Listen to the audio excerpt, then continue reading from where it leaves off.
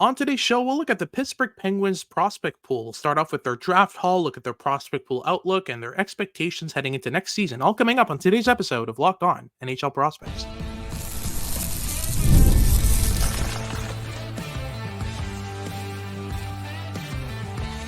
You are Locked On NHL Prospects, part of the Locked On Podcast Network. Your team every day. Hello and welcome back to Locked On NHL Prospects, part of the Locked On Podcast Network, your team every day. On this podcast, we break down everything prospects related for you.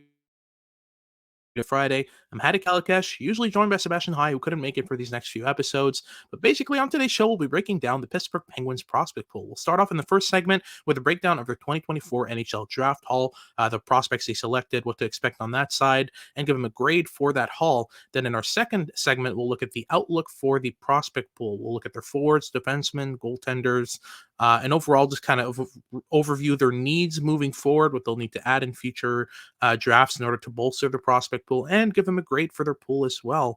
And finally, we'll look at their projections and expectations for this next season. Do the Penguins make the playoffs? Does Brayden Yager play in the NHL? All that good stuff in our third segment there as well. So stick around to the end. As usual, if you like this content, make sure to like and subscribe. It takes a moment of your time and helps the channel out a lot. And if you're listening on your favorite podcasting platform, as usual, please leave us a rate and review and make sure to make us your first listen of the day. So let's get started right away here with the haul of the 2024 NHL draft here for the Pittsburgh Penguins. We'll start off with their two kind of big additions here with their mid-second round picks. We have Harrison Brunicke at 44th overall and Tanner Howe at 46th overall. We can obviously start with Brunicke here, who's a personal favorite of mine if you watch the show. Decently sized defenseman at 6'2", 195 pounds. He's a right shot. He plays really well in multiple different areas. He's really good at defending the rush. He's pretty violent. He's dropped the gloves a couple times. But on top of that, offensively, he's got some decent hands on him. He can move the puck really well. He's got great skating as well to work with. So a great kind of foundation to his toolkit there. But on top of that, he's really intelligent, really calm, really composed. And like I said, he's able to get aggressive as well. So he's got the mental aspects as well that I really like in a defenseman. Now, if you ask NHL scouts about him, they weren't too impressed. They felt like he wasn't really showing up in big games and kind of taking over games like he should. And he didn't really put up that many points this season, but overall his skill set, I think, hides a lot of what makes Brunicke so valuable. Overall, if you just look at point totals, if you're just surfing over, elite prospects or Dobber prospects or Hockey DB or wherever you get your stats for prospects, you might kind of overlook Brunicke as kind of a weird selection here in the mid-second round. But honestly, he's a great prospect. He was one of my favorite defensemen this past year, and I'm a big fan of what he brings to the game. And that brings us to Tanner Howe at 46, who is also a player I'm a big fan of, mainly because of his play style. This is a buzzsaw forward. He's undersized at about 5'10", 175 pounds. But you watch him on the ice, he's built like a tree stump, and he can move bodies down low. You know, for a 5'10" player, it's pretty exceptional. I like the aggression in his game. I like the forward thinking in his approach to forechecks. You know, the angles that he takes on defenders, the way he gets under their arms and kind of leverages his lower center of gravity in order to win battles that he should have no business winning at his size is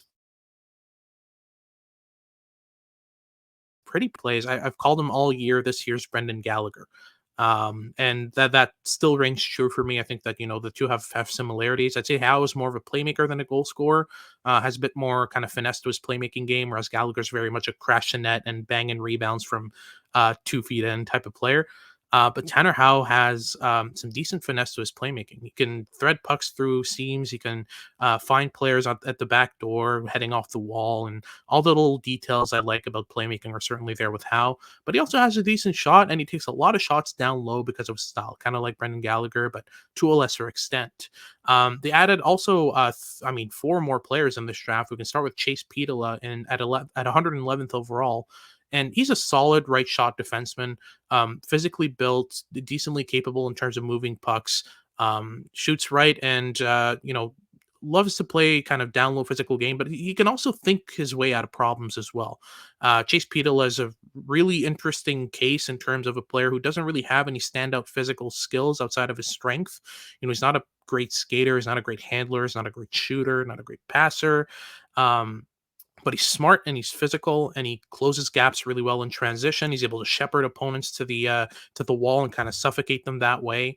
He's got a decent toolkit to work with, but as a twice over Asia at 20 years old who played with Michigan Tech this past year, I really didn't expect him to get drafted, much less in the top 120. But nevertheless, this is still a prospect that you should keep a lookout for and has some decent value. Then added another right shot defenseman in Juna Väisänen at 175th overall. And Väisänen is really different, I would say, from Chase Peterle. They're both smart defensemen who can read the game really well, but Väisänen is very much a puck mover. He's very much a player who's going to pass and think his way out of problems heading up the ice. He's able to shift defensemen, get them on his back, and kind of skate his way up the ice. I'd say the skating is a concern for a prospect whose main tool is going to be a skating if he's going to be a puck mover. I wouldn't say that Vysen is necessarily a good skater. He doesn't really get on um, a lot of weight on his edges really well. He doesn't shift his weight incredibly well, particularly or anything like that. But overall, he's a decent prospect with a very particular toolkit, which is breakout plays, breakout passes, drawing players into him, opening ice for teammates to skate into, for teammates to exploit. But a lot of what he does relies on his teammates being good. Obviously, if he reaches the NHL, that's definitely going to be the case. But it's a matter of, if he's playing in a bottom six, if he's playing on a bottom pair, mainly playing with bottom six forwards, those guys don't necessarily have the high end skill in order to exploit the space that Vysen creates, and that's really what the crux of Vysen's game is creating space for teammates. So he's at his best when he's playing with high end players. Um, I don't need The only path I see for him is as a bottom pair defender, and as a bottom pair defender, it's not going to get a lot of opportunities to play with players who have the skill set, who have the abilities to do something with the space he creates. But he's still a decent prospect. And now my favorite pick that the Pittsburgh Penguins made in this draft in terms of draft value, and it's Max Swanson at 207th overall. And I'll preface this by saying, yes, Max Swanson is 5'7". Yes, he is tiny. And small, and whatever other adjective you want to use to describe how diminutive Max Swanson is. He's a very small player, but man, does he think the game well. Man, can he pass. He's a really good playmaker with high-end smarts. He can figure out what opponents are going to do. He can see what his teammates are going to do before they even know what they're doing. Um, just a really predictive, really intelligent, really aware forward with a decent ability to get off the wall when he gets a pass, when he gets a puck, when he was retrieving, for example, a puck along the boards in a contested battle against a defender. He doesn't really win those battles a lot, but when he does get possession along the boards, his first instinct is to get off of them, because that way he can't get pinned. He knows how small he is. You can clearly see that in every decision he makes, every play he makes on the puck or off of it. Everything kind of revolves around and compensates for his lack of size. And I think that's a pretty interesting toolkit to work with there with Max Swanson. I think you've got a lot to work with here with this forward. And again, I know he's small. I know that not a lot of 5'7" players make the NHL. There's Alex DeBrincat, Cole Caulfield, under that Nathan Gerby, but you don't have a lot of examples of 5'7" or under forwards making the NHL and being really good NHLers. And most of the time, they're either they either don't make the NHL, or they're one of the leaders on their team because of how skilled they are. Now, I don't think Swanson is that skilled, and especially as a 5'7" player, he's not a particularly good skater, which definitely plays against him. But in terms of swings to take in the seventh round, I thought this was really smart by the Pittsburgh Penguins. This is a prospect who, if he booms, if he ends up being what I think he could be, we're talking about a potentially second line forward who's got the awareness, the intelligence to just make his teammates so much better. And worst case scenario, you didn't land a swing on a seventh round pick. I mean, how many of those don't turn out? And finally, at 223rd overall, we have Finn Harding, a right shot defenseman, 6'1", 200 pounds. He played for the Mississauga Steelheads in the OHL. And with Harding, you've got a particularly calm player who's able to kind of absorb contact off the rush and kind of, again, just push players to the outside. That's one of his strengths there. He was an overager who put up, 34 points in 68 games with Mississauga. He definitely kind of upped his game in that year, especially compared to last year where he had 10 points in 63 games. I thought Finn Harding was fairly decent in his draft plus one there with in his draft plus two rather with the Steelheads. And if you're going to take a swing on a defensive defenseman, you better take one on a defensive defenseman who's shown some offensive progress in the past year. And that's definitely what Finn Harding has done. Pretty impressed with what Finn Harding has done this past year. And then I thought he's probably going to get picked up somewhere late in the seventh round. He got picked up basically as late as possible. So, point to me. Alrighty, so that's our first segment done. We'll get into our second segment here where we discuss the prospect pool as a whole for the Pittsburgh Penguins. Look at the outlook on that side: forwards, defensemen, goalies, what they need, and which grade they get for their pool. We'll get into all of that in just a second, but just before, a quick word from our sponsors at Indeed. We're all driven by the search for better, but when it comes to hiring, the best way to search for a candidate isn't a search at all. Don't search, match instead with Indeed. Indeed is the hiring and matching platform. They have over 350 million global monthly visitors according to Indeed data, and a matching engine that helps you find quality candidates fast. You can dish the busy work and just use Indeed for scheduling, screening, and messaging all in one place so you can connect with candidates faster. What I like about Indeed personally, as an employee, that's where I got my day job, and overall, I just found it really easy and useful. You know exactly what the company's looking for. You know exactly what traits or categories or level of experience they're looking for, and it makes it really easy to look at that and go, okay, this is something that matches my skill set. I can thrive in this company. Makes it really easy to find jobs as an employee. So I can only imagine what it does for employers. And on top of that, listeners to the show will get a $75 sponsored job credit to get your jobs more visibility at indeed.com/locked on. So just go to indeed.com/locked on right now and support our show by saying you heard about Indeed on this podcast. That's indeed.com/locked on. Terms and conditions apply. But if you need to hire, you need Indeed.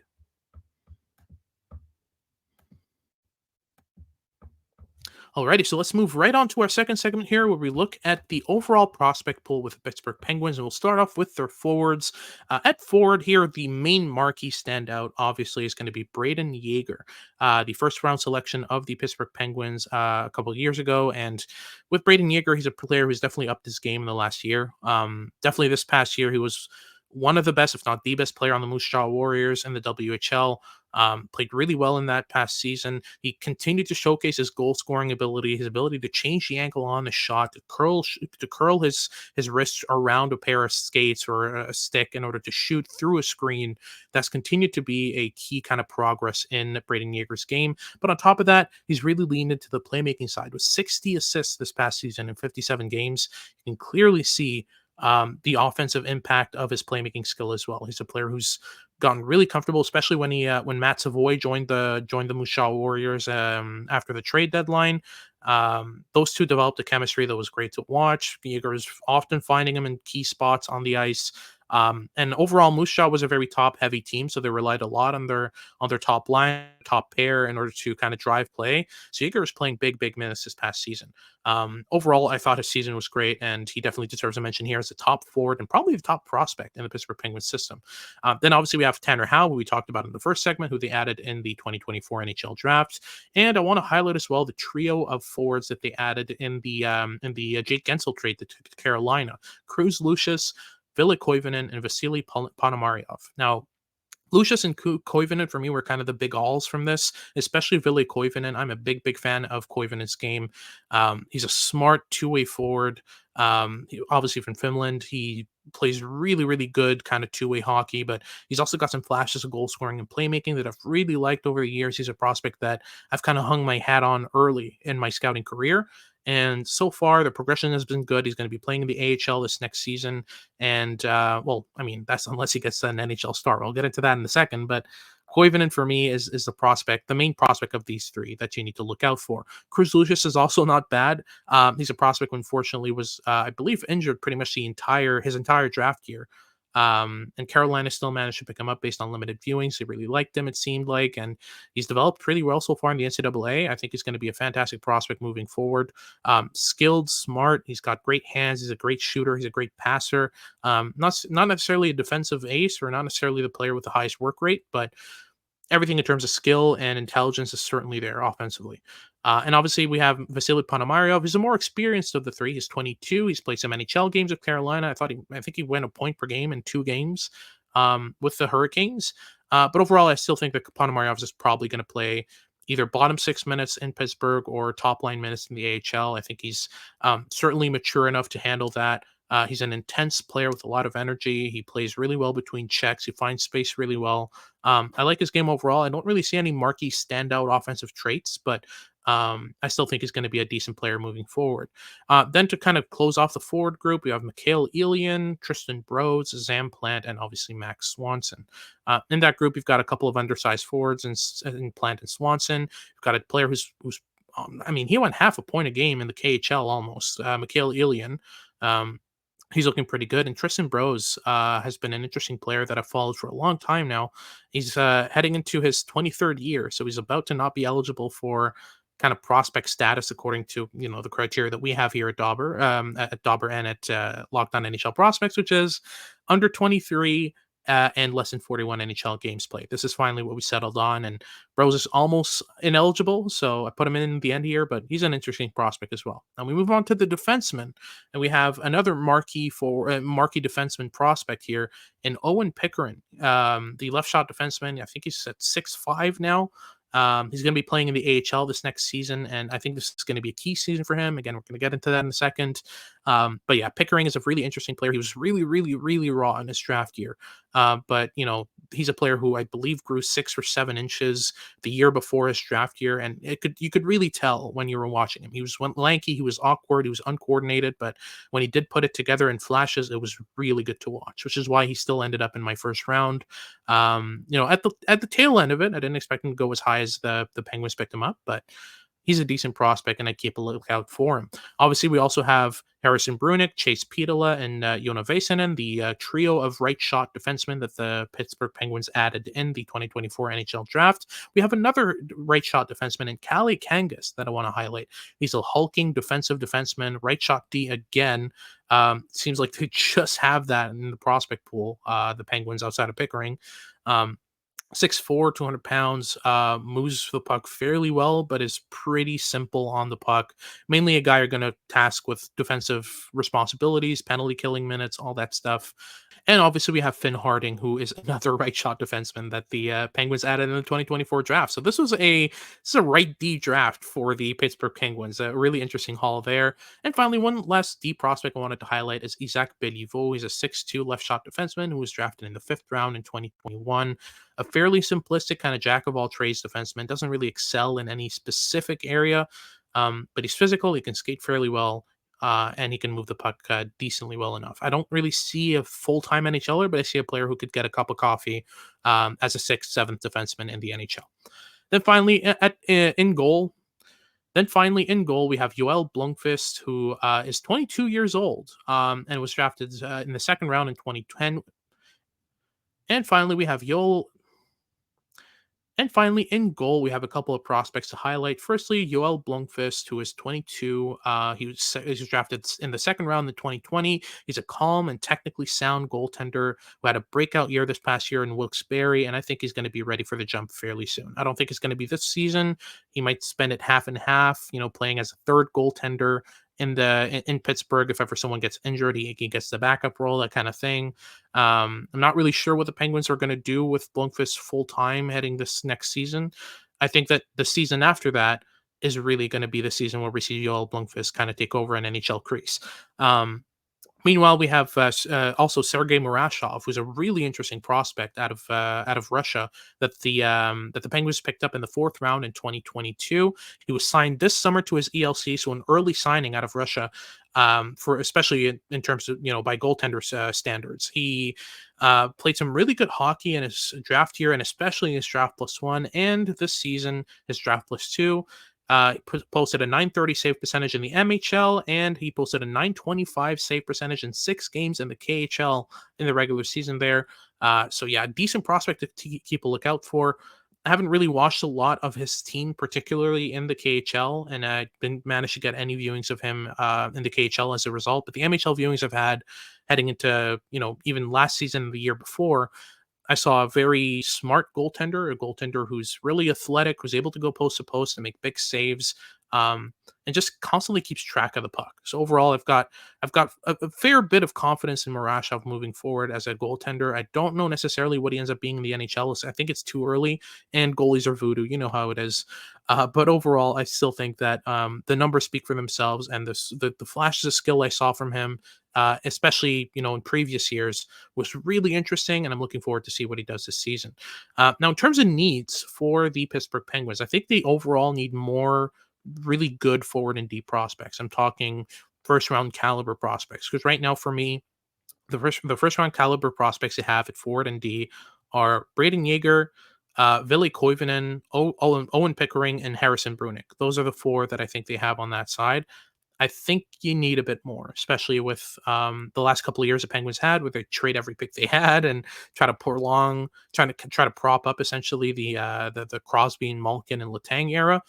I still think that there's a shift to be made there so that they can properly kind of rebuild and show their veterans that there's a path forward for them to still stay contentious while keeping their first rounders. So that's going to be key moving forward, is to keep your first round picks, take some big swings on some high upside prospects, and see where it goes.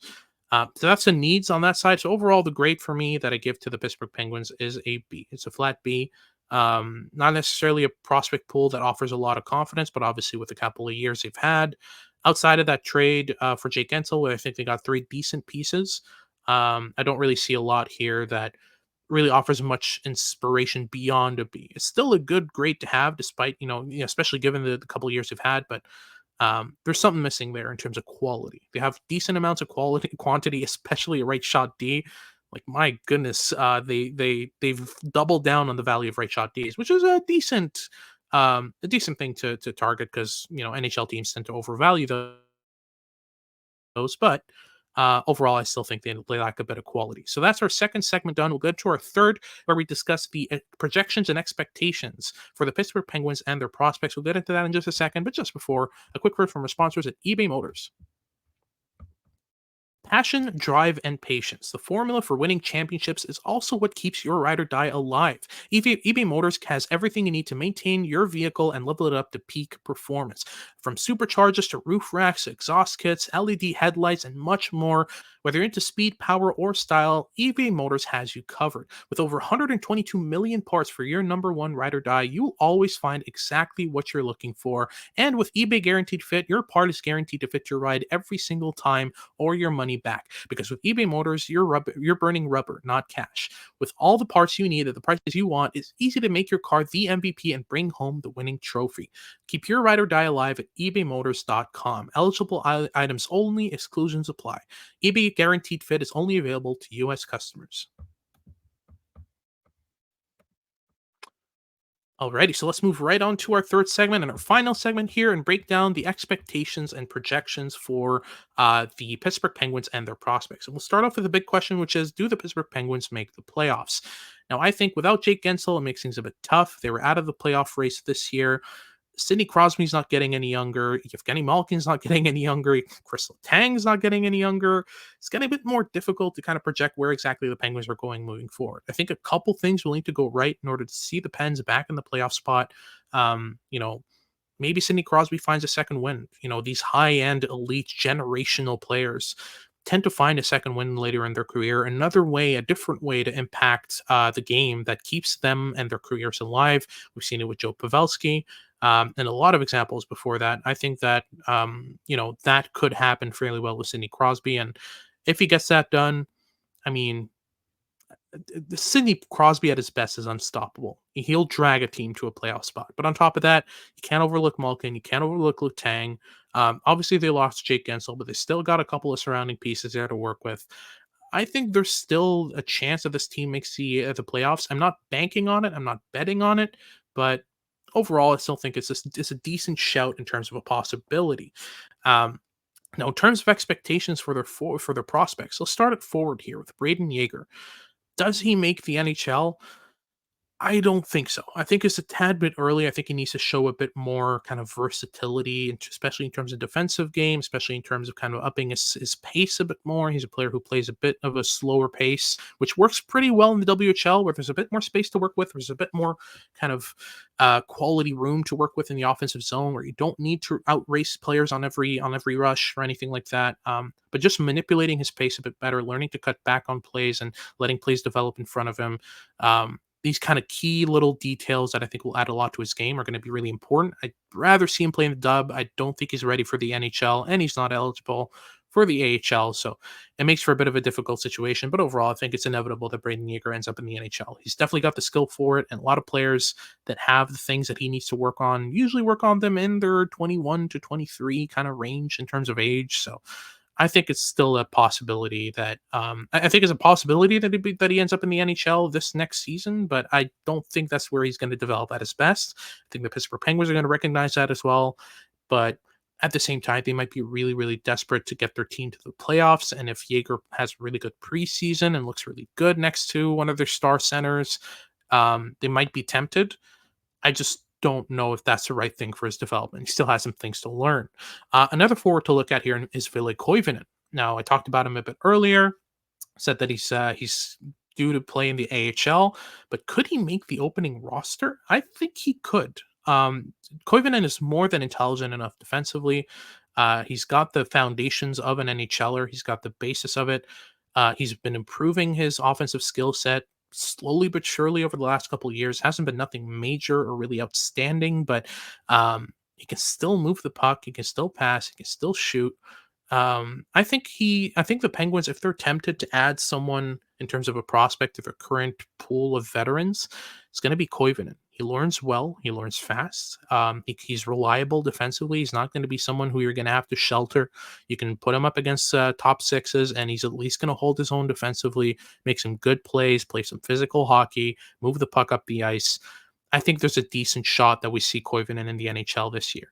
On top of that, we'll look at Vasily Ponomaryov, who again played a couple games in the NHL this past year with the Carolina Hurricanes. Played really well in the AHL as well, even though the point totals weren't really jumping out at you. But Ponomaryov is a player I could fully expect to be in a bottom six situation there with Pittsburgh. I think that they need this style of intense, kind of aggressive forward who's going to put pressure on defensemen, get them on their heels, create some turnovers, and cause chaos that way. I think Ponomaryov offers something that the Penguins like and that the Penguins need in the bottom six. So I think there's a chance that he makes the NHL. I think he's the most likely of the three I mentioned here to be an NHLer this next year.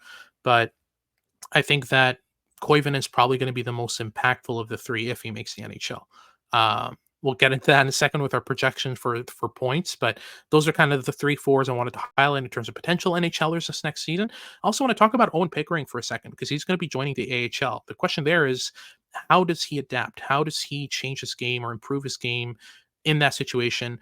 Does he start with a really poor season, and work his way up? Does he, fly out the gates really well? I think the former is more likely.